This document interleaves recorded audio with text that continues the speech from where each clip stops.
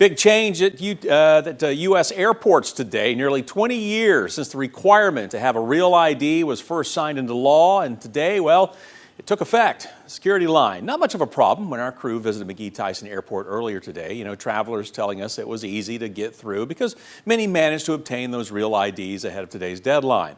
The law calling on states to step up their driver's license and ID card requirements was actually a result of the 9/11 Commission and passed back in 2005.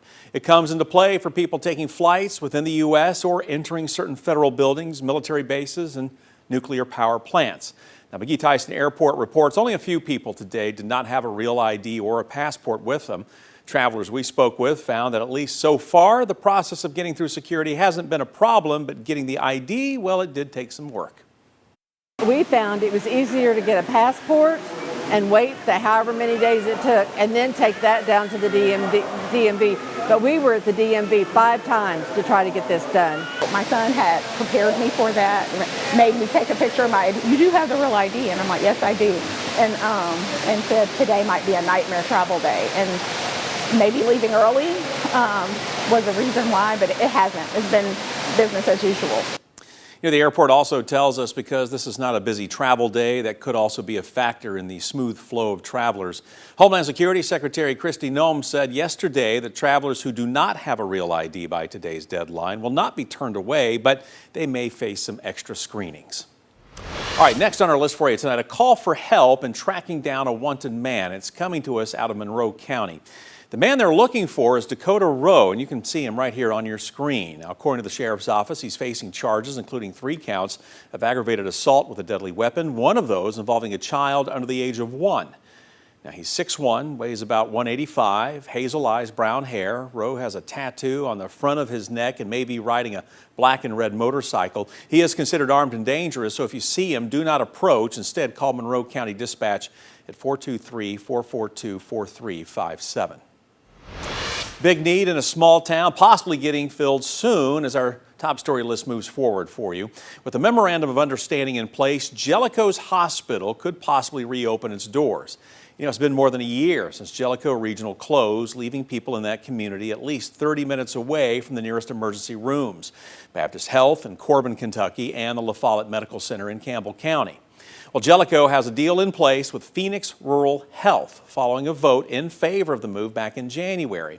The hospital has already closed down twice before, but many hope this change can get it up and running and for it to stay open.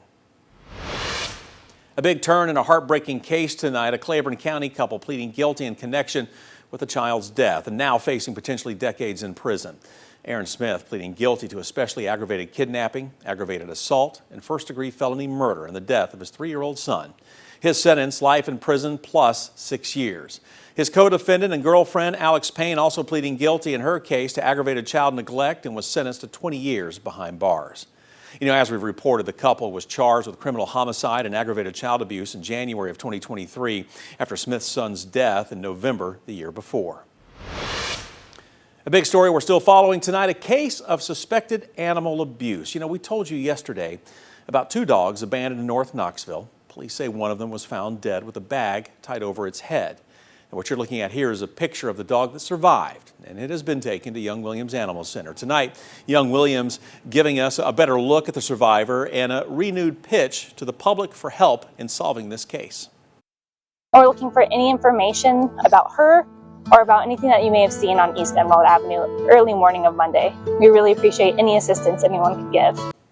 Now, if you have any information in this case, you are encouraged to make an anonymous tip and take a moment to call 865-215-7165. Knoxville man is facing charges after a reported home burglary in West Knoxville. Knoxville police say 63-year-old Brian Cole is facing 2 counts of aggravated burglary and 2 counts of vandalism of up to $1,000. Around 11 Tuesday morning, officers were sent out to security court to check reports of someone trying to break into homes. Now, they found signs of 2 break-ins. Police records show that Cole was later spotted and reportedly admitted he broke into the homes to steal items to support his drug habit. Records show Cole also faces charges of aggravated burglary in connection with similar incidents back in March. Cleanup work at Y-12 continues in Oak Ridge as crews prepare to tear down the next building on the list in this long-running process.